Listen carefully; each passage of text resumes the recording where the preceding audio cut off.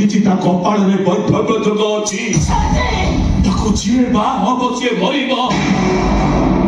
ତୁ କହ ସଦା କଣ ତୋ ପୁଅ ମୋ ପୁଅ ନୁହଁ? ଏସବୁ କଥା ଜାଣିଲା ପରେ ମୋ ଝିଅ ସହିତ ତୋ ପୁଅର ବିବାହ କରି ମୁଁ ତା ମରଣକୁ ଆମନ୍ତ୍ରଣ କରିଥାନ୍ତି କେମିତି? ଶାନ୍ତି, ତମେ ବହୁତ ପାଠ ପଢିଛ। ଜ୍ୟୋତିଷ ବିଦ୍ୟାରେ ତମ ସହିତ ତୁଳନା ହବାକୁ ଏ ସାତ ଖଣ୍ଡ ଗାଁର କେହି ନାହାନ୍ତି। ବଡ ନାହାତ ତମେ। ହେଲେ ମୁଁ ତ ମୂର୍ଖ ସ୍ତ୍ରୀ ଲୋକଟିଏ। ଜ୍ୟୋତିଷ ପାଠ କଣ ମୁଁ ଜାଣିନି।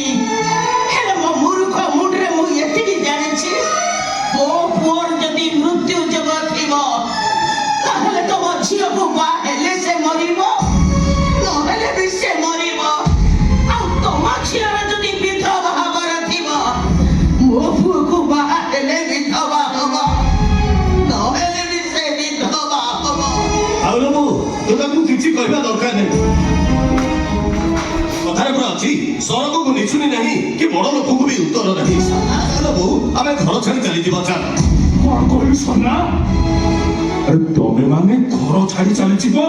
ଆରେ ତମେ ମାନେ ଘର ଛାଡି ଚାଲିଗଲେ ଏ ଘରେ ରୋଷେଇ ହବ କେମିତି? ଆମେ ବାପ ପୁଅ ଦିଟା ଖାଇବୁ କଣ? ଆରେ ମାର୍ଗଶିର ମାସ ଗୁରୁବାରରେ ଏ ଘରେ ମାନ ବସିବ କେମିତି? କାର୍ତ୍ତିକ ପୂର୍ଣ୍ଣିମାରେ ଆକାଶ ଦୀପ ଉଠିବ କେମିତି? ସେ କଥା ତମେ ବୁଝିବ, ସେ କଥା ଆମର ବୁଝିବା ଦରକାର ନାହିଁ। ମୋ ବୋଉ ଏଠିକି ଆସିଲେ ମୁଁ ବି ଏଠିକି ଆସିବି। ମୁଁ ଏଠିକି ଆସିଲେ ଗୀତା କଥା ମୋର ବହୁତ ମନେ ପଡିବ। ଏ ବୋଉ, ମୁଁ ଆଉ ବଇନା ଟଙ୍କା ଫେରେଇ ଦେବିନି। ମୁଁ ପୁଣି ସାହାରାଇ ବଜେଇବି। ତଥାପି ମୁଁ ସହରକୁ ଚାଲିଯିବି।